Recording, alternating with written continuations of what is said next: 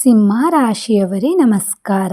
ನಿಮ್ಮೆಲ್ಲರಿಗೂ ನಮ್ಮ ಚಾನಲ್ಗೆ ಹೃತ್ಪೂರ್ವಕ ಸ್ವಾಗತ. ಇಂದು ಸಿಂಹ ರಾಶಿಯವರಿಗೆ ಬಹಳ ವಿಶೇಷವಾದ ವಿಷಯವನ್ನು ನಿಮ್ಮ ಮುಂದೆ ಇಡುತ್ತಿದ್ದೇವೆ.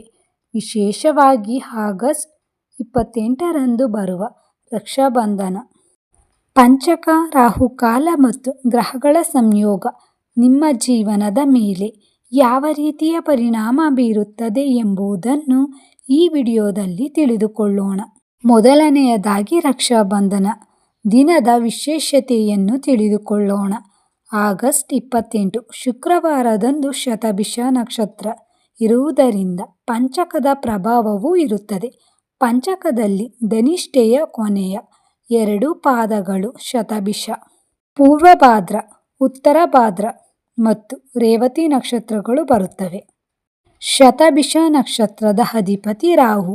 ಆದ್ದರಿಂದ ಆ ದಿನ ರಾಹುಕಾಲದ ಸಮಯವನ್ನು ಸಾಧ್ಯವಾದಷ್ಟು ತಪ್ಪಿಸಿ ರಕ್ಷಾಬಂಧನದ ಶುಭ ಕಾರ್ಯವನ್ನು ಮಾಡುವುದು ಉತ್ತಮ ಎಂದು ಜ್ಯೋತಿಷ್ಯದಲ್ಲಿ ಪರಿಗಣಿಸಲಾಗುತ್ತದೆ. ಇಲ್ಲಿ ಒಂದು ಮುಖ್ಯವಾದ ವಿಷಯವನ್ನು ಗಮನದಲ್ಲಿಟ್ಟುಕೊಳ್ಳಬೇಕು. ರಕ್ಷಾಬಂಧನ ಎನ್ನುವುದು ಸೋದರ ಸಹೋದರಿಯ ನಡುವಿನ ಪ್ರೀತಿ, ವಿಶ್ವಾಸ ಮತ್ತು ರಕ್ಷಣೆಯ ಸಂಕೇತ. ಆದ್ದರಿಂದ ಯಾವುದೇ ಭಯ ಪಡುವ ಅಗತ್ಯವಿಲ್ಲ. ಪಂಚಕ ಅಥವಾ ರಾಹುಕಾಲ ಇದೆ ಎಂದು ಆತಂಕ ಪಡಬೇಕಾಗಿಲ್ಲ.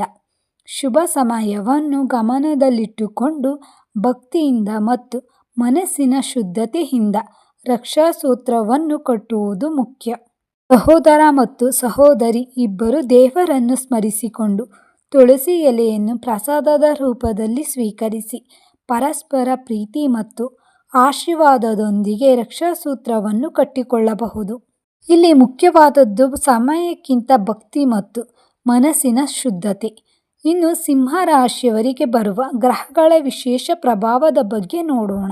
ಆಗಸ್ಟ್ 22ರ ನಂತರ ಬುಧನ ಸ್ಥಾನ ಬದಲಾವಣೆಯಿಂದ ಬುಧಾದಿತ್ಯ ಯೋಗದಂತಹ ಶುಭ ಗ್ರಹ ಸಂಯೋಗಗಳ ಪ್ರಭಾವ ಕಂಡುಬರಬಹುದು. ಇದರಿಂದ ಬುದ್ಧಿವಂತಿಕೆ, ಮಾತಿನ ಶಕ್ತಿ, ನಿರ್ಧಾರ ತೆಗೆದುಕೊಳ್ಳುವ ಸಾಮರ್ಥ್ಯ ಮತ್ತು ಕೆಲಸಗಳನ್ನು ಯೋಜಿಸುವ ಶಕ್ತಿ ಹೆಚ್ಚಾಗುವ ಸಾಧ್ಯತೆ ಇದೆ. ಮಾಘ, ಪೂರ್ವ ಫಾಲ್ಗುಣಿ ಮತ್ತು ಉತ್ತರ ಫಾಲ್ಗುಣಿ ನಕ್ಷತ್ರಗಳಿಗೆ ಸಂಬಂಧಿಸಿದವರಿಗೂ ಈ ಅವಧಿ ವಿಶೇಷವಾಗಿರಬಹುದು. ಸಿಂಹ ರಾಶಿಯವರೇ, ಈ ಸಮಯದಲ್ಲಿ ಒಂದು ವಿಷಯವನ್ನು ಮಾತ್ರ ನೆನಪಿನಲ್ಲಿಟ್ಟುಕೊಳ್ಳಿ. ನಿಮ್ಮ ಜೀವನದಲ್ಲಿ ನಡೆಯುತ್ತಿರುವ ಪ್ರತಿಯೊಂದು ಒಳ್ಳೆಯ ವಿಷಯಕ್ಕೂ ದೇವರಿಗೆ ಕೃತಜ್ಞತೆ ಸಲ್ಲಿಸಿ. ನಾವು ಸಾಮಾನ್ಯವಾಗಿ ದೇವರಲ್ಲಿ ಏನಾದರೂ ಕೇಳುತ್ತೇವೆ, ಆದರೆ ನಮಗೆ ಈಗಾಗಲೇ ದೊರಕಿರುವ ಆರೋಗ್ಯ, ಜ್ಞಾನ, ಕುಟುಂಬ, ಹಣ, ಗೌರವ ಮತ್ತು ಅವಕಾಶಗಳಿಗಾಗಿ ಎಷ್ಟು ಬಾರಿ ಧನ್ಯವಾದ ಹೇಳುತ್ತೇವೆ. ಆದ್ದರಿಂದ ಪ್ರತಿದಿನ ಬೆಳಗ್ಗೆ ಅಥವಾ ಸಂಜೆ ಮನಸ್ಸಿನಲ್ಲಿ ಹೀಗೆ ಹೇಳಿಕೊಳ್ಳಿ: ದೇವರೇ, ನನಗೆ ಇಷ್ಟೆಲ್ಲ ಕೊಟ್ಟಿದ್ದಕ್ಕಾಗಿ ಧನ್ಯವಾದಗಳು. ಮುಂದೆ ಸರಿಯಾದ ದಾರಿಯಲ್ಲಿ ನಡೆಯುವ ಶಕ್ತಿಯನ್ನು ನನಗೆ ಕೊಡು. ಒಂದು ಕೃತಜ್ಞತೆಯ ಮನೋಭಾವವೇ ನಿಮ್ಮ ಮನಸ್ಸಿನಲ್ಲಿ ಧನಾತ್ಮಕತೆಯನ್ನು ಹೆಚ್ಚಿಸುತ್ತದೆ. ಇನ್ನು ಸಿಂಹ ರಾಶಿಯವರಿಗೆ ಈ ಅವಧಿಯಲ್ಲಿ ಮತ್ತೊಂದು ಪ್ರಮುಖ ಬೆಳವಣಿಗೆ ಕಂಡುಬರಬಹುದು. ನಿಮ್ಮ ಆದಾಯದ ಮೂಲಗಳು ಹೆಚ್ಚಾಗುವ ಅವಕಾಶ.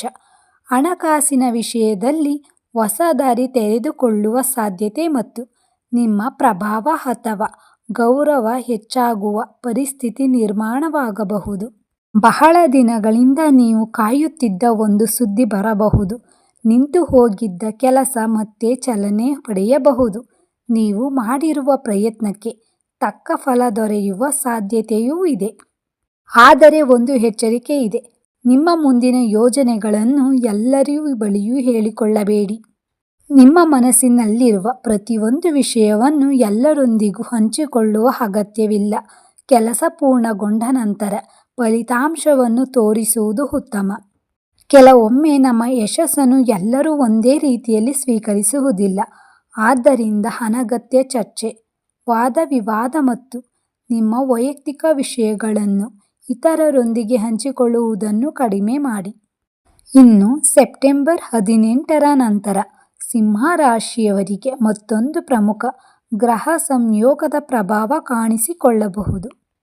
ನಿಮ್ಮ ಬುದ್ಧಿವಂತಿಕೆ, ವಿವೇಚನೆ ಜ್ಞಾನ, ಯೋಜನಾ ಸಾಮರ್ಥ್ಯ ಮತ್ತು ನಿರ್ಧಾರ ತೆಗೆದುಕೊಳ್ಳುವ ಶಕ್ತಿ ಹೆಚ್ಚಾಗುವಂತಹ ಪರಿಸ್ಥಿತಿ ಬರಬಹುದು. ಗುರು ಮತ್ತು ಮಂಗಳನಂತಹ ಗ್ರಹಗಳ ಸಂಬಂಧದಿಂದ ಜ್ಯೋತಿಷ್ಯದಲ್ಲಿ ಹೇಳಲಾಗುವ ನೀಚಭಂಗ ರಾಜಯೋಗದಂತಹ ಶುಭ ಫಲಗಳ ಸಾಧ್ಯತೆ ಕೂಡ ಚರ್ಚಿಸಲಾಗುತ್ತದೆ. ಇದರ ಅರ್ಥ ಏನು?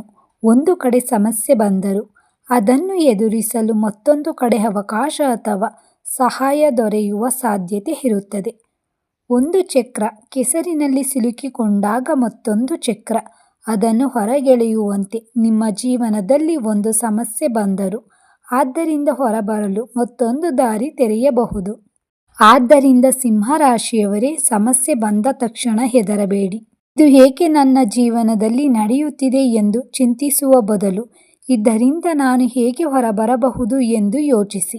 ಇನ್ನು ವಿಶೇಷವಾಗಿ ವೈವಾಹಿಕ ಜೀವನ ಮತ್ತು ಸಂಗಾತಿಯ ಆರೋಗ್ಯದ ವಿಷಯದಲ್ಲಿ ಸ್ವಲ್ಪ ಹೆಚ್ಚಿನ ಗಮನ ಕೊಡುವುದು ಉತ್ತಮ.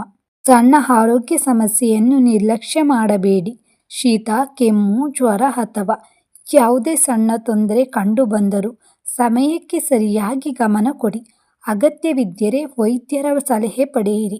ಒಂದು ವಿಷಯವನ್ನು ಮಾತ್ರ ನೆನಪಿಡಿ, ಆರೋಗ್ಯ ಸಮಸ್ಯೆ ಕಂಡುಬಂದಾಗ ಭಯಪಡುವುದಕ್ಕಿಂತ ಅದು ಬೇಗ ಪತ್ತೆಯಾಗಿದೆ ಎಂಬುದನ್ನು ಒಳ್ಳೆಯ ಅವಕಾಶವಾಗಿ ನೋಡಬೇಕು. ಸಮಯಕ್ಕೆ ಸರಿಯಾಗಿ ಪತ್ತೆಯಾದ ಸಮಸ್ಯೆಯನ್ನು ಸರಿಯಾಗಿ ನೋಡಿಕೊಳ್ಳಲು ಸಾಧ್ಯವಾಗುತ್ತದೆ. ಆದ್ದರಿಂದ ಆರೋಗ್ಯದ ವಿಷಯದಲ್ಲಿ ನಿರ್ಲಕ್ಷ್ಯ ಬೇಡ, ಭಯವೂ ಬೇಡ. ಸಿಂಹರಾಶಿಯವರೇ, ಈ ಸಮಯದಲ್ಲಿ ನಿಮ್ಮ ಜೀವನದಲ್ಲಿ ನಡೆಯುವ ಬದಲಾವಣೆಗಳನ್ನು ಶಾಂತವಾಗಿ ಗಮನಿಸಿ. ಅನಗತ್ಯವಾಗಿ ಯಾರೊಂದಿಗೂ ಜಗಳ ಮಾಡಬೇಡಿ. ನಿಮ್ಮ ಮಾತುಗಳನ್ನು ನಿಯಂತ್ರಿಸಿ. ನಿಮ್ಮ ಯೋಜನೆಗಳನ್ನು ರಹಸ್ಯವಾಗಿಡಿ. ಕುಟುಂಬದವರೊಂದಿಗೆ ಪ್ರೀತಿಯಿಂದ ನಡೆದುಕೊಳ್ಳಿ ಮತ್ತು ಎಲ್ಲಕ್ಕಿಂತ ಮುಖ್ಯವಾಗಿ ದೇವರ ಮೇಲೆ ನಂಬಿಕೆ ಇಟ್ಟು ನಿಮ್ಮ ಪ್ರಯತ್ನವನ್ನು ನೀವು ಮುಂದುವರಿಸಿ. ರಕ್ಷಾಬಂಧನದ ಈ ಶುಭ ಸಂದರ್ಭದಲ್ಲಿ ಸಹೋದರ ಸಹೋದರಿಯ ನಡುವಿನ ಪ್ರೀತಿ ಇನ್ನಷ್ಟು ಗಟ್ಟಿಯಾಗಲಿ. ನಿಮ್ಮ ಕುಟುಂಬದಲ್ಲಿ ಸಂತೋಷ, ಆರೋಗ್ಯ, ನೆಮ್ಮದಿ ಮತ್ತು ಸಮೃದ್ಧಿ ನೆಲೆಸಲಿ ಎಂದು ದೇವರಲ್ಲಿ ಪ್ರಾರ್ಥಿಸೋಣ. ಸಿಂಹರಾಶಿಯವರೇ, ನಿಮ್ಮ ಜೀವನದಲ್ಲಿ ಒಳ್ಳೆಯ ದಿನಗಳು ಬರಲಿ ಎಂದು ನಮ್ಮ ಹಾರೈಕೆ. ಈ ವಿಡಿಯೋ ನಿಮಗೆ ಇಷ್ಟವಾಗಿದ್ದರೆ ಲೈಕ್ ಮಾಡಿ ಮತ್ತು ನಮ್ಮ ಚಾನಲನ್ನು ಸಬ್ಸ್ಕ್ರೈಬ್ ಮಾಡಿ. ಇಂತಹ ರಾಶಿ ಫಲದ ಮಾಹಿತಿಗಾಗಿ ಬೆಲ್ ಐಕಾನ್ ಒತ್ತಿ. ಮತ್ತೊಂದು ಹೊಸ ವಿಡಿಯೋದಲ್ಲಿ ಮತ್ತೆ ಭೇಟಿಯಾಗೋಣ. ಧನ್ಯವಾದಗಳು. ನಮಸ್ಕಾರ.